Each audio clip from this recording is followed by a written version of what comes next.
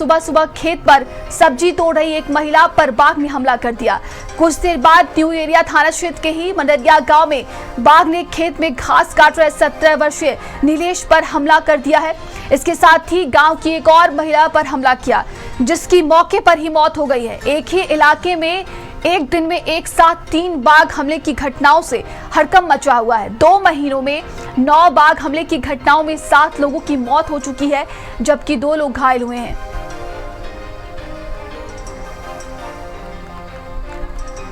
तो बाघ का आतंक देखने को मिल रहा है और देखिए बताया जा रहा है कि इस कुछ दिनों में ही बाघ ने कई लोगों पर हमला बोला है और 7 लोगों की जान चली गई है। इसमें 2 लोग जख्मी बताए जा रहे हैं। तो सुबह सुबह खेत पर सब्जी तोड़ रही एक महिला पर बाघ ने हमला बोल दिया। कुछ देर बाद न्यू एरिया थाना क्षेत्र के मंडरिया गांव में बाघ ने खेत में घास काट रहे 17 वर्षीय नीलेश पर भी हमला कर दिया।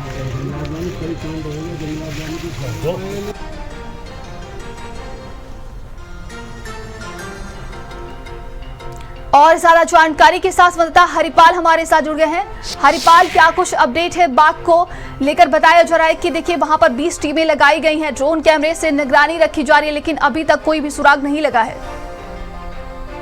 देखिए बिल्कुल अंजनी, आपको बताऊं कि जो आतंक का पर्याय बाघिन थी उसने लगातार 3 घंटों में 2-3 लोगों पर हमला किया। इसके बाद जो आसपास के गांव थे उनमें दहशत का माहौल था। हालात ऐसे हैं कि जो आसपास के लगभग 4-5 गांव है, वहां के जो सरकारी स्कूल थे वहां अवकाश घोषित कर दिया गया। और इस वक्त हम जो महेशपुर गाँव है उसी गांव के खेतों की गलियों में खड़े, देखिए आप साफ तौर पर देख सकते हैं कि जो हमारे पीछे जो रैपिड वाहन है उससे पिंजरा लाया गया था और जो पिंजरा वो फिलहाल खेतों पर लगाया गया, जिसकी वजह से जो टाइगर है उसको कैद किया जा सके। आप समझ सकते हैं कि जो गन्ने का खेत है ये महेशपुर के गांव के गन्ने के खेत हैं, जो मंडरिया में महिला को मौत के घाट उतारा था, लेकिन उसके बाद जो बाघ था वो फिलहाल महेशपुर की तरफ रुक करके आ गया था। इन्हीं गन्ने के खेतों में जो बाघ है वो फिलहाल छिपा हुआ। वन विभाग के जो 20 टीम के जो कर्मचारी हैं, अधिकारी हैं, वो लगातार उसको ट्रेस करने का प्रयास कर रहे हैं। आप साफ तौर पर देख भी सकते हैं कि जो वन विभाग के अधिकारी वो ड्रोन कैमरे के जरिए उसको लगातार मॉनिटरिंग कर रहे हैं, उसको ट्रेस कर रहे हैं। और निश्चित तौर पर जो वन विभाग के अधिकारी कर्मचारी हैं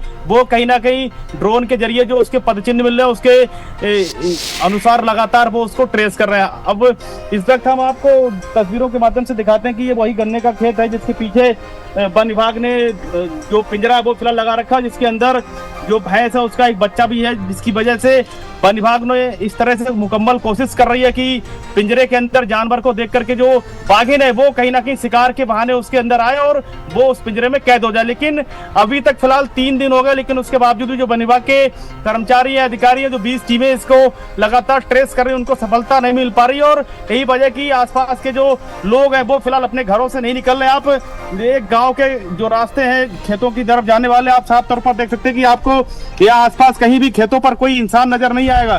आलम ऐसा आदमखोर बाघ का कि लोग अपने घरों में हैं, खेतों पर काम करने नहीं आ पा रहे हैं। और निश्चित तौर पर वन विभाग के अधिकारी कर्मचारी जो टीम के लोग हैं वो लगातार लोगों से यही प्रयास भी कर रहे हैं, उनको समझा रहे हैं कि आप लोग खेतों की तरफ ना जाएं, क्योंकि बाघिन जो है वो कहीं ना कहीं इन्हीं गन्ने के खेतों में छिपी हो सकती है। और अगर लोग एहतियात नहीं बरतते हैं तो निश्चित तौर पर कोई भी हादसा हो सकता है। आप साफ तौर पर देख सकते हैं कि आपको इन काम के समय में भी कोई भी आपको इंसान कोई खेत पर नजर नहीं आएगा। लोगों की फसलें हैं, धान की फसल है, गन्ने की फसल है, लेकिन उसके बावजूद भी लोग फिलहाल अब खेतों पर नजर नहीं आ रहे हैं, ना कोई खेतों पर काम कर रहा है। बाघिन का जो आतंक है वो साफ तौर पर आप इस अनुसार लगा सकते हैं कि जो खेत है वो फिलहाल पूरी तरह से सुनसान है, सन्नाटे से तब्दील है। और इसी गन्ने के पीछे जो आपको दिखाएं गन्ना का जो खेत है, इसके पीछे निश्चित तौर पर जो वन विभाग के अधिकारी उन्होंने पिंजरा लगा के रख रखा है, जिसके कहीं ना कहीं मकसद है ये वन विभाग के अधिकारियों का कि जो पिंजरा है उसके अंदर जो जानवर है उसको शिकार के बहाने जो बाघिन है वो कहीं ना कहीं इसके अंदर कैद हो जाए। लेकिन फिलहाल 3 दिन के बावजूद भी वन विभाग के अधिकारियों को कोई सफलता नहीं मिली और जो गांव के लोग हैं उनके आम जो जिंदगी थी उसमें फिलहाल काफी पूरी तरीके से आम जनजीवन अस्त व्यस्त हो चुका है और किसान बेहद परेशान हो चुके हैं। लेकिन उनके ग्रामीणों की बात करें, उनकी सुरक्षा की दृष्टि से और क्या कुछ इंतजाम किए गए हैं वहां पर? देखिए बिल्कुल अंदर ही आपको बताऊं कि लगातार वन विभाग के जो अधिकारी कर्मचारी हैं उनका कहना है कि जो टाइगर है वो अमूमन दोपहर के समय गन्ने के खेतों में जो बड़े बड़े जो फसल है, जो झाड़ियां, उनमें आराम करता है। और वन विभाग के जो अधिकारी कर्मचारी हैं वो फिलहाल सुबह 3 बजे से लेकर के सुबह 7 बजे तक जो सर्च ऑपरेशन है वो चलाते हैं। इसके बाद शाम को 6 बजे से लेकर 8 बजे के बीच में उनका सर्च ऑपरेशन चलता है। तो वन विभाग के जो अधिकारी कर्मचारी हैं वो पदचिन्हों के आधार पर लगातार उसको ट्रेस करने का प्रयास कर रहे हैं। लेकिन कुल मिलाकर के आम आदमी में गुस्सा है, क्योंकि जो सहजना में हमला हुआ था 2 लोगों पर बाघ ने हमला कर दिया था, उसके बाद मलरिया में एक महिला को मौत के घाट उतार दिया। फिलहाल इस तरह की जानकारी मिल रही कि जो महेशपुर गांव जहां हम लोग खड़े हुए हैं, इसी गांव के खेतों में जो टाइगर है, जो बाघिन है आदमखोर, वो फिलहाल इन्हीं गन्ने के खेतों में छिपी हुई है, जिसकी वजह से जो वन विभाग के अधिकारी कर्मचारी हैं वो फिलहाल लगभग 6 गांव के लोगों से लगातार यही अपील कर रहे हैं कि लोग अपने घरों में रहे, खेतों में ना जाएं, क्योंकि खेतों में निकलने से कहीं ना कहीं इन्हीं जो गन्ने के खेत है उनमें बाघ छिपा हो सकता है, जिसकी वजह से कोई ना कोई हादसा भी हो सकता है। तो निश्चित तौर पर वन विभाग के अधिकारी लगातार अपील कर रहे हैं लोगों से कि वो अपने घरों में रहें, कहीं ना निकलें। लेकिन आप समझ सकते हैं कि जो किसान है उनके तमाम तरह के खेतों पर काम होते हैं, इसकी वजह से वो फिलहाल नहीं जा पा रहे और कहीं ना कहीं उनको फसल में भारी नुकसान भी हो रहा है। समझिए कि आतंक इस तरह का है, जो सरकारी स्कूल है उन पर अवकाश घोषित कर दिया गया, स्कूली बच्चे पढ़ने नहीं जा पा रहे। पूरी तरह से आम आदमी की जो आम तौर पर जो काम था उसमें फिलहाल ब्रेक लग गया आदमखोर बाघ की दहशत से। तो कुल मिलाकर के आप समझिए कि आदमखोर बाघ फिलहाल अभी भी आजाद घूम रहा है। इन्हीं के गन्ने, इसी तरह के गन्ने के जो खेत हैं उन पर कहीं ना कहीं छिपा हुआ बैठा हुआ है। लेकिन वन विभाग के अधिकारी उसको ट्रेस करने का प्रयास तो कर रहे हैं, लेकिन उनको अभी तक फिलहाल सफलता नहीं मिल पाई है। जी नंदिनी जी बिल्कुल हरिपाल, देखा जा रहा है कि वन विभाग की टीम पूरी तरीके से लगी हुई है, लेकिन अभी तक किसी को भी सफलता नहीं मिल पाई है। बात की जाए वन विभाग की टीम की तरफ से क्या कुछ कहा गया, ड्रोन कैमरे को लेकर देखिए बताया जा रहा है कि वहां पर ड्रोन कैमरे भी लगाए गए हैं।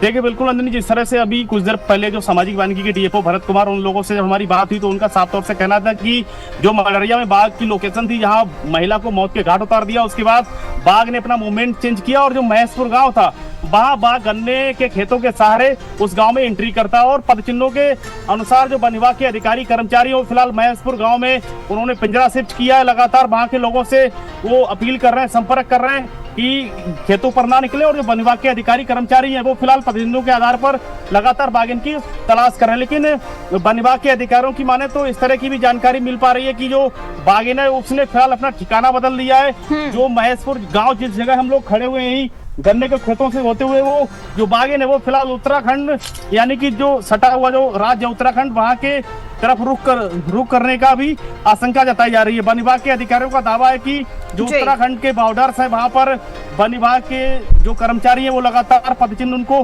बाघिन के मिले हैं, जो दर्शाते हैं कि उत्तराखंड की तरफ बाघिन ने अपना रुख किया। लेकिन कुल मिलाकर के अभी भी बात इसी आशंका की है कि जो इस तरह के गन्ने के खेत हैं गाँव के आसपास, इनमें फिलहाल जो आदमखोर बाघिन है वो फिलहाल छिपी हुई है, जिसकी वजह से लगातार जो 20 टीमें हैं वो प्रयास कर रही है। लेकिन सवाल इसी बात का है कि जो आम आदमी का कुल मिलाकर के जो गुस्सा है, आक्रोश है, उसको साफ तौर पर देखा जा सकता है। लोगों का जो महिला की मौत हुई थी उसके बाद लगातार गांव के लोग प्रयास कर रहे थे, हंगामा कर रहे थे कि वन विभाग के कर्मचारी अधिकारी है वो कहीं ना कहीं बाघ को नहीं पकड़ रहे हैं, जिसकी वजह से जो डीएम थे उन्होंने 24 घंटे का अल्टीमेटम दिया था। आप नजर बनाए रखिएगा।